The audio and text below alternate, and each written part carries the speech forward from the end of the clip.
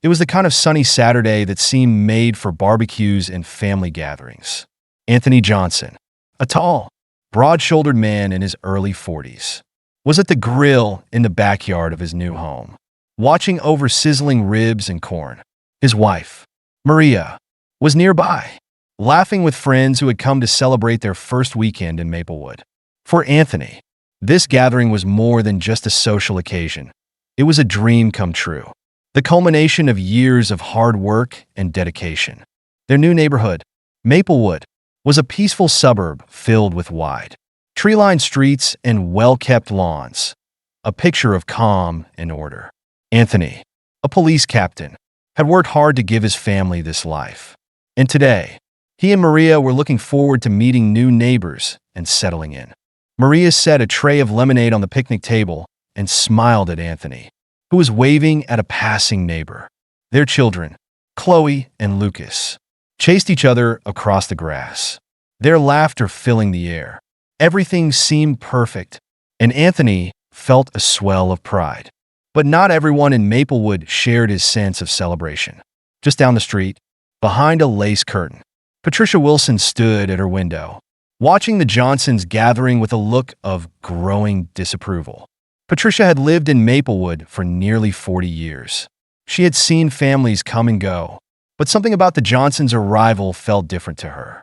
From the day she had seen the moving truck, she had sensed, unfairly, that they didn't belong. As more guests arrived, each new laugh or song from the Johnsons' backyard seemed to irritate Patricia further. She watched as Anthony's friends and family filled the yard with an energy that felt, to her, out of place in Maplewood's quiet order. To Patricia, their presence seemed disruptive, a disturbance to the calm she cherished. Finally, unable to tolerate what she saw as an invasion of her neighborhood's peace, Patricia stormed into her kitchen and dialed 911. "Yes, I'd like to report a disturbance," she told the dispatcher, her voice cold and clipped. "There's a large gathering in my neighborhood, and it looks like it could get out of hand. Please send someone to check it out." With a feeling of smug satisfaction, Patricia hung up the phone, convinced that she was preserving Maplewood's character. She returned to her window, watching as the barbecue continued, unaware of the tension she had set in motion. Back at the barbecue, Anthony was completely unaware of the brewing storm. He passed a plate of food to a friend, laughing and enjoying the day. This was his family's fresh start, a chance to belong and build connections. But as Anthony glanced toward the street, his heart sank. A police car had pulled up at the curb. The sight was enough to change the atmosphere, quieting the laughter as his guests turned to look. A ripple of tension moving through the crowd. Anthony took a deep breath, steeling himself, and walked toward the car. Anthony's smile faded as he walked toward the police car that had parked at the curb. His mind raced, wondering what might have prompted this visit. But he forced himself to remain calm. Years on the police force had taught him to keep his composure, even in the face of unsettling situations. As he approached, the officer stepped out of the car. And to Anthony's surprise, it was Officer Blake, a young recruit he had trained at the academy not long ago. Anthony recognized Blake's tentative expression, a mix of discomfort and professionalism, as he approached with his notepad in hand. "Good afternoon, sir," Officer Blake began, his tone polite yet slightly strained. "We received a noise complaint about a gathering here. Just need to check things out." Anthony nodded, managing a calm, steady smile. "Of course, officer. We're just having a family barbecue to celebrate moving into the neighborhood. Nothing's out of control here." He gestured toward the yard where Maria was chatting with guests and the kids were playing. The scene was relaxed and orderly, the kind of gathering Maplewood had likely seen 1,000 times before. But before Blake could respond, a sharp, clipped voice rang out from across the street. That's the family causing all the noise."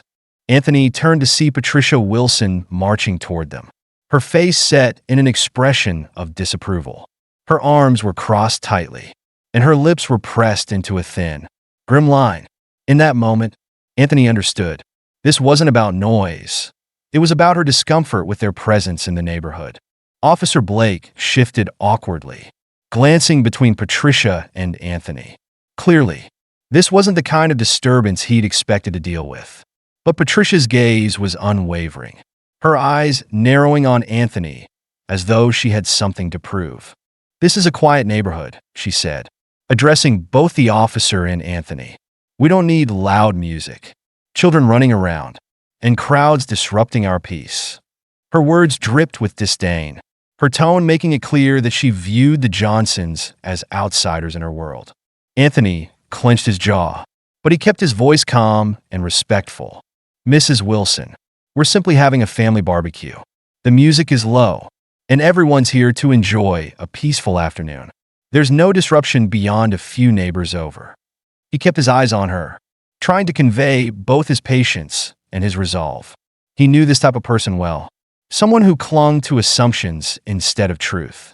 Officer Blake cleared his throat, seeming eager to defuse the situation. "Ma'am, as far as I can see, this is just a family gathering, and there doesn't seem to be any trouble here. I'll note that the complaint has been checked out, but I don't see a need for further action." A flicker of frustration crossed Patricia's face, and she stepped closer, her voice sharpening. "So, you're just going to let them carry on? This is Maplewood. Officer, we don't need this kind of chaos in our community." Anthony's patience wore thin. He took a step forward, placing himself between Officer Blake and Mrs. Wilson. "Ma'am," he said, his voice steady but firm, "we're your neighbors. We're not causing harm. We're just living our lives like everyone else here. Calling the police won't change that." For a moment, Mrs. Wilson faltered, her gaze wavering as she took in the quiet strength in Anthony's eyes. But her expression quickly hardened, and with a huff, she turned on her heel, retreating back toward her house, her disapproval lingering in the air. Officer Blake looked at Anthony with a mix of respect and apology. "I'm sorry about this.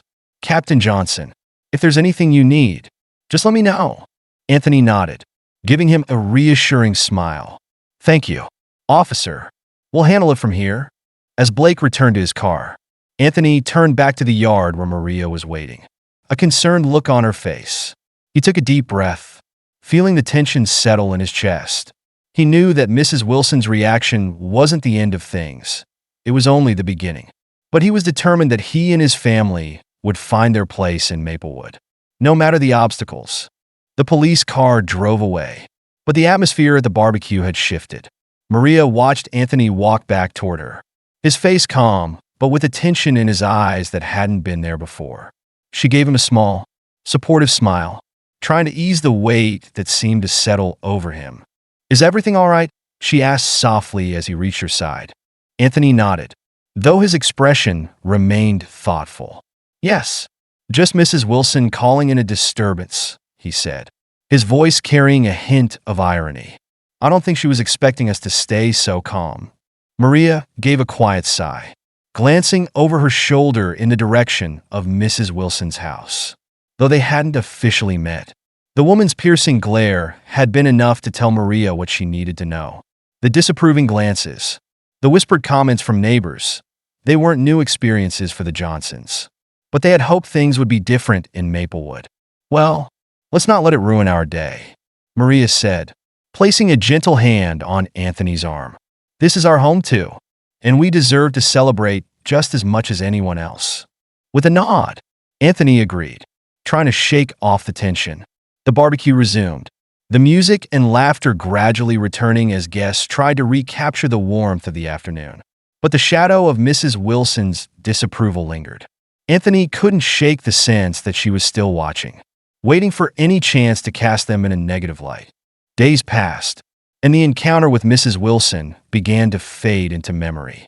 But small signs of her dissatisfaction continued to surface. When Anthony took out the trash one morning, he found that their bins had been knocked over, their contents scattered across the curb.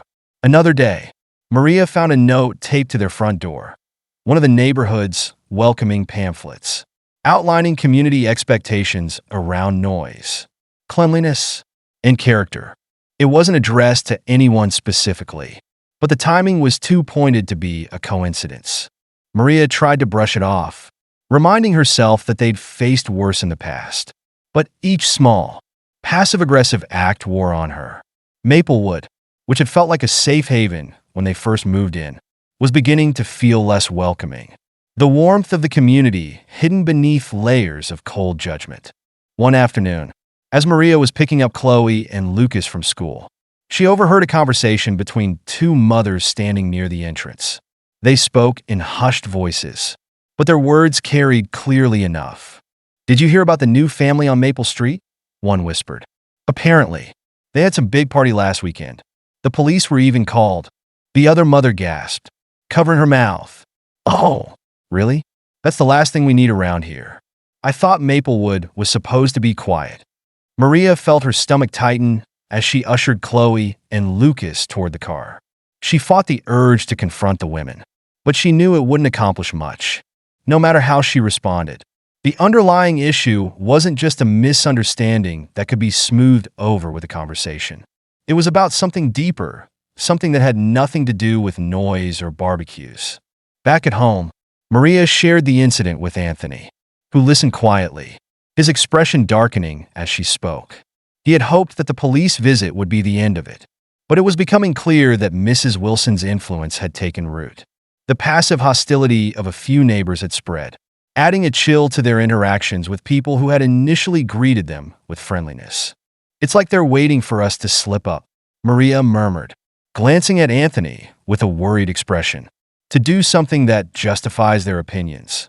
Anthony's jaw clenched. He could see the impact this was having on Maria and the kids, who had begun to pick up on the subtle changes. The cool glances from neighbors who once smiled. As much as he tried to stay positive, the mounting tension weighed on him. He had worked his entire life to build a home for his family, a place of peace and stability. He wasn't about to let someone like Patricia Wilson take that away from them. With a resolve settling in his chest, Anthony took Maria's hand. "We're not going anywhere," he said firmly. "We've earned our place here, and we're going to keep living our lives, no matter what Mrs. Wilson or anyone else thinks." But even as he spoke the words, he couldn't shake the feeling that this was only the beginning.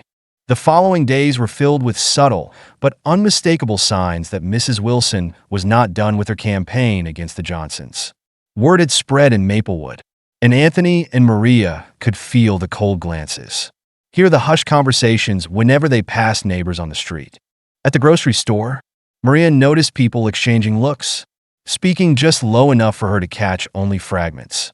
The new family, police called too much noise. These whispers, subtle yet constant, cast a chill over her once hopeful impression of Maplewood. At home, they began finding small reminders on their doorstep. Pamphlets from the neighborhood association reminding residents of community standards on noise and decorum. It was clear that Mrs. Wilson was attempting to rally others in the community, spreading quiet but impactful rumors designed to isolate them. Anthony stayed resolute, though the strain was starting to show. One evening, as they discussed the tension at the dinner table, he looked at Maria, his determination unwavering. "We'll face it together," he said, "and keep showing who we really are." Maria nodded, her hand resting gently on his. She knew they had faced struggles before, and they would do so again. But as she glanced out the window at Mrs. Wilson's house, she couldn't help but wonder just how far their neighbor would go to make them feel unwelcome.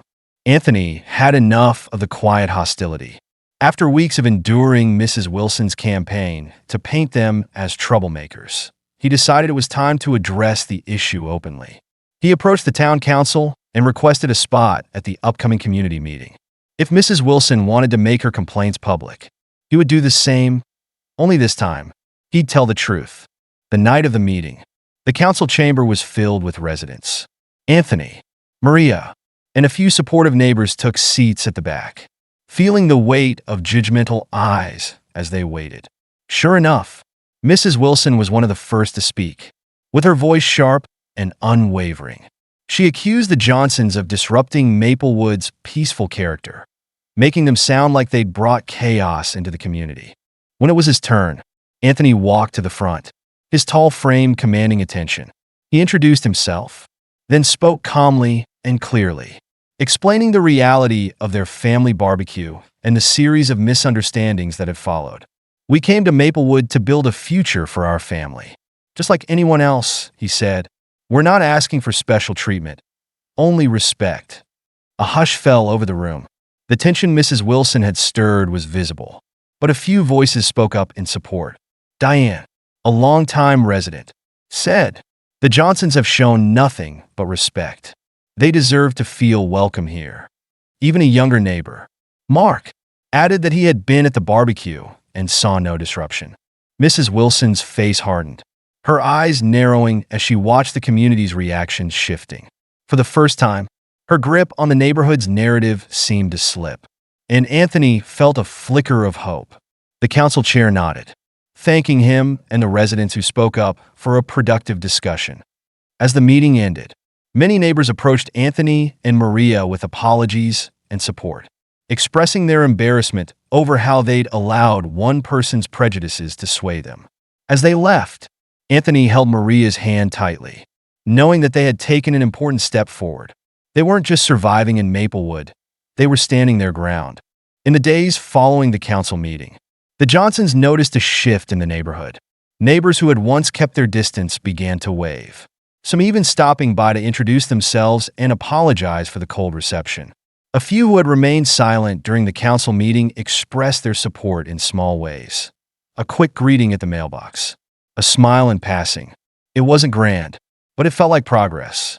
One afternoon, while Anthony was watering the front lawn, Mark, the younger neighbor who had spoken up in the council meeting, came over with his dog. "I'm sorry I didn't speak up sooner," Mark admitted, looking embarrassed. "But I want you to know I've got your back. People are starting to see the real you and your family." Anthony felt a swell of gratitude. "Thank you, Mark. That means more than you know." Around the same time, Maria found herself being approached by several mothers at the local park. One of them, Clara, expressed regret over how Mrs. Wilson had manipulated people's views. "She's been running things here for too long," Clara said. "I think it's time we stop letting her dictate who belongs here." While Mrs. Wilson remained cold and distant, avoiding direct confrontation, her power over the neighborhood was visibly weakening. Her influence, once unshakable, now felt increasingly out of step with the community beginning to question her authority. A month later, the Johnsons decided to host another barbecue, inviting the neighbors who had shown support. The event was warm and relaxed, filled with laughter, food, and good company. This time, the gathering was met with acceptance, even enthusiasm, as more people joined, some bringing dishes to share, watching his children play in the yard with other neighborhood kids. Anthony felt a sense of peace he hadn't expected to find. The struggle hadn't been easy, and he knew there would still be challenges ahead. But in that moment, Maplewood felt like home, a place where they truly belonged. With the second barbecue a success, life in Maplewood slowly started to settle into a new normal for the Johnson family. Anthony and Maria noticed that the cold glances had mostly disappeared, replaced by genuine smiles and greetings from neighbors. Even Chloe and Lucas felt more comfortable, running out to play with the neighborhood kids who had once hesitated to approach. One evening, as Anthony and Maria sat on their porch, enjoying the sunset after a long day, Maria turned to him with a thoughtful smile. "You know, I wasn't sure we'd ever feel this comfortable here," she said, her voice soft. "It feels like we've actually built something, not just a house, but a real place in this community." Anthony nodded, thinking back on everything they'd endured to reach this moment. "We've worked hard for it," he replied, "and I think we've shown everyone who we really are. They can see that we're not going anywhere." As the weeks passed, Anthony and Maria became more involved in Maplewood's community events. They volunteered at local gatherings, attended neighborhood meetings, and contributed to school fundraisers. Slowly but surely, they were weaving their family's presence into the fabric of the community. Even the more skeptical neighbors had begun to soften, realizing the Johnsons weren't a disruption, but an addition to Maplewood's character. Meanwhile, Mrs. Wilson kept mostly to herself, still casting disapproving glances from her window. Her influence had lessened considerably, and though she didn't openly challenge them anymore, her quiet disapproval was ever present. But Anthony and Maria had grown past it, realizing that her approval didn't define their place in the community. Months later, at a neighborhood council gathering, the council chair, Denise, extended an invitation to Anthony to join the council. "We could use someone with your perspective and dedication," she said. "You've shown what it means to stand up for yourself and your family. It's exactly the kind of leadership we need." The offer filled Anthony with a deep sense of pride. Accepting the role felt like the final piece of their journey in Maplewood. It was a chance not only to contribute actively to the neighborhood, but also to ensure it remained open and welcoming to everyone. He accepted, knowing that he would now be part of shaping the neighborhood's future. As the Johnson family continued to thrive, they knew that their path in Maplewood hadn't been an easy one. They had encountered resistance and prejudice, but through resilience and unity, they built a foundation that would support them for years to come. Together, they had turned a place of judgment into a place of belonging, setting down roots in a community that had finally, truly welcomed them home. With Anthony's new role on the neighborhood council, he and Maria found themselves becoming trusted voices in Maplewood. Anthony brought a thoughtful approach to council meetings, promoting community initiatives and encouraging a more inclusive environment. Through his leadership, he focused on fostering unity among the residents, helping shape Maplewood into a place where every family felt they belonged. As time passed, the Johnsons' presence became an integral part of the neighborhood's identity. They organized events, volunteered at local gatherings, and were often seen chatting with neighbors on their front porch. More families began reaching out to them, inspired by their warmth and resilience. Their home became a welcoming space, a place where neighbors felt comfortable stopping by for a conversation or sharing ideas for the community. Mrs. Wilson, though she kept to herself, seemed resigned to the changes around her. Her once unshakable influence had gradually faded, and many in the neighborhood now saw her resistance as outdated. The few who had once sided with her found that their support for the Johnsons had not only opened doors but deepened their sense of community. One evening, as Anthony and Maria sat together on their porch, watching their children play with friends in the yard, they reflected on how far they had come. Maplewood had once felt foreign, a place they thought they'd have to constantly fight to belong. Now, it was home, not just because they had endured, but because they had reshaped it with kindness, respect, and resolve. As the sun set over Maplewood, the Johnson family knew that they had built more than just a life. They had created a legacy of belonging and acceptance. And while there would always be challenges, they felt confident in the strength of the community they had helped to create. Maplewood was no longer a neighborhood of boundaries. It was a community united in the spirit of inclusivity, a place where the Johnson family and future families could truly thrive. As the seasons changed, so did Maplewood. Under Anthony's leadership on the neighborhood council, the community continued to flourish, gradually becoming a model of inclusivity and mutual respect. Families who had once kept their distance were now engaged in neighborhood activities. And the yearly Maplewood Block Party, an event previously small and quiet, had grown into a lively gathering that welcomed everyone. Anthony's work on the council didn't just focus on his own family's experience. He wanted to ensure that everyone felt welcome, particularly new families who might have faced the same quiet resistance he and Maria had. He introduced initiatives like welcome committees and neighborhood watch groups to foster trust and prevent misunderstandings. He also encouraged events that celebrated Maplewood's diversity, from cultural potlucks to neighborhood volunteering days. Maria, too, played an important role, bringing warmth and organization to each event. She became active in the local parent-teacher association, coordinating efforts that brought neighbors closer. Maria's sincerity and openness won her friendships across the community, from parents at the school to longtime residents who admired her resilience. One evening, the council chair, Denise, approached Anthony with a proposal. "We'd like to make you council chair next year. Anthony, your dedication and vision have helped transform Maplewood." Anthony was humbled. He knew that accepting the role meant taking on a new level of responsibility. But he also saw it as an opportunity to solidify the changes he and Maria had worked so hard to create. By leading the council, He could continue building a community where his children and future families would feel welcome and valued. After discussing the offer with Maria, who encouraged him wholeheartedly, Anthony accepted. His new role was a testament not only to his resilience, but also to the trust and respect he had earned in Maplewood. He had gone from an outsider facing prejudice to a leader shaping the future of the neighborhood. As he prepared to take on his new position, Anthony looked forward to this next chapter. Maplewood was now more than just a place to live.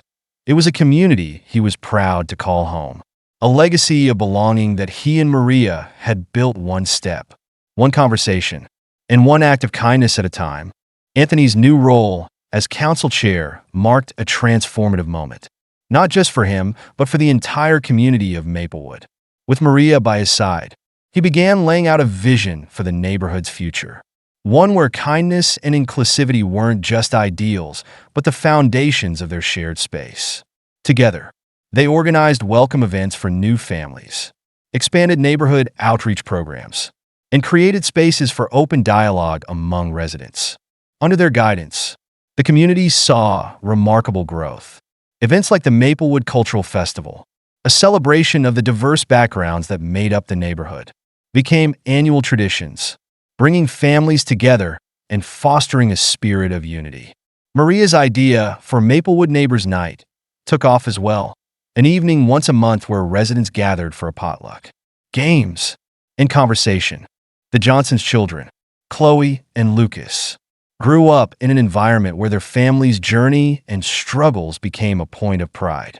They watched as their parents turned a difficult beginning into a story of resilience, and it shaped their view of community and courage.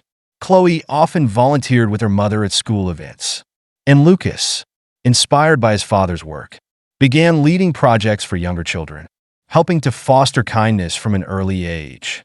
As Maplewood grew, so did its reputation as a welcoming neighborhood.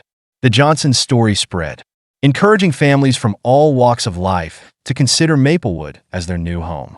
The community's identity had shifted from exclusivity to openness, a transformation that felt permanent, shaped by every gesture of support and inclusion.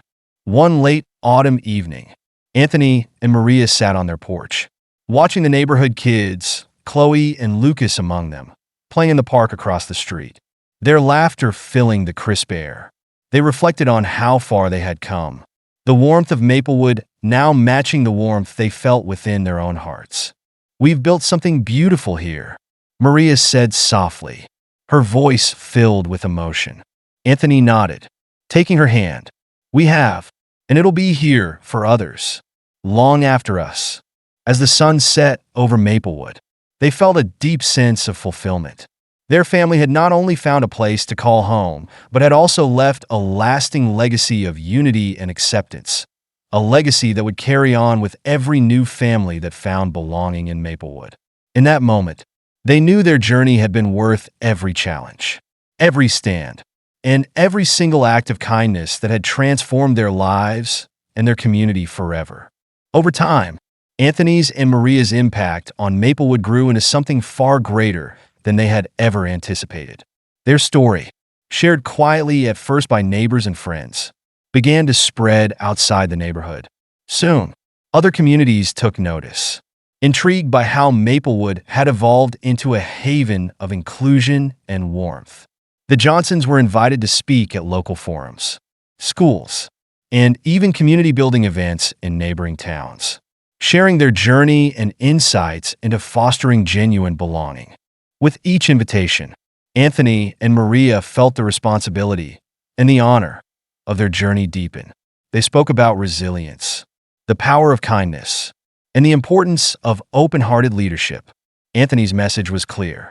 Communities thrive when people are encouraged to contribute their unique perspectives, backgrounds, and experiences. His speeches resonated, inspiring communities far and wide to consider how they, too, could foster a welcoming environment for all. Back in Maplewood, the annual neighborhood gatherings became larger and more diverse each year, symbolizing the lasting changes that the Johnsons had helped to instill. Former skeptics now brought dishes to share at the potlucks, laughing with new neighbors they hadn't known before. The community had transformed into a tapestry of backgrounds and cultures, each thread strengthening the neighborhood's fabric. Years later, as their children prepared to go off to college, Chloe and Lucas understood that their family's journey had been more than just a lesson in resilience. It had become a beacon for others. They carried their parents' values with them, each inspired to create positive change wherever they went. Chloe pursued studies in social work, hoping to support communities facing challenges similar to what her family had experienced, while Lucas set his sights on public policy, determined to advocate for inclusive neighborhoods across the nation. One evening, as Anthony and Maria looked at a family photo album filled with memories of Maplewood, the barbecues, block parties, and council meetings that had defined their years, they felt a profound sense of accomplishment. Their family's journey had come full circle, from a hesitant beginning to a legacy of acceptance and unity. "Do you think Maplewood will remember us?" Maria asked, a gentle smile playing at the corners of her mouth. Anthony reached for her hand. "I don't think they'll forget," he said, his voice steady with pride. "We've done more than make memories here. We've changed lives, our own and others." And so, the Johnson story continued, a lasting reminder that courage, kindness, and the determination to belong could reshape not just one neighborhood, but could inspire communities everywhere to build a world where everyone felt at home. As the years went by, Maplewood flourished, its transformation a testament to Anthony and Maria's lasting impact.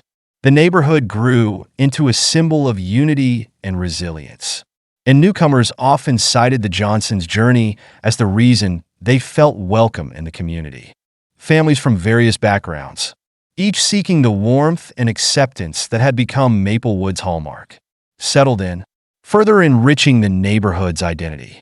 Anthony continued his role on the council until he decided it was time to step down. With retirement on the horizon, he wanted to leave room for new voices to carry on the work he and Maria had started. At his last council meeting, he introduced Chloe and Lucas, who had returned to Maplewood after college, both dedicated to continuing their parents' legacy. Chloe, who now worked as a community organizer, took up her father's former role, bringing fresh energy to the council and focusing on outreach programs to strengthen connections among neighbors. Lucas, working in local government, used his platform to support policies that encouraged inclusivity throughout the city. Together, they embodied the values their parents had instilled in them, standing as advocates for positive change. At the council meeting, as Anthony watched his children present their ideas with passion and purpose, he felt a swell of pride and fulfillment. Maplewood was not only in capable hands, it was set to thrive in new ways he could only have dreamed of. His and Maria's journey had come full circle, and now their children were ready to lead the neighborhood into the future. That evening, as the family gathered on the porch, watching the sun dip below the familiar Maplewood skyline, Anthony and Maria looked at each other, a quiet understanding passing between them. They had built more than a home. They had nurtured a community. Their story had sparked a movement, creating a place where others could feel at peace and welcome. As the stars began to twinkle above, Chloe raised a glass, her voice full of warmth. "To Mom and Dad," she said, looking at them both with admiration, "for teaching us that home is more than just a place. It's something we create together." The Johnson family clinked glasses, laughter and love filling the cool night air. And as they sat together, they knew that Maplewood would continue to be a beacon of acceptance, a place where people from all walks of life could come to find a sense of belonging. In the end, the Johnsons' legacy lived on, woven into the very heart of Maplewood, a testament to the power of resilience, kindness, and the enduring strength of community. And as they embraced the future, they knew their story would inspire generations to come, proving that with courage and unity, a single family could change a community and perhaps even the world.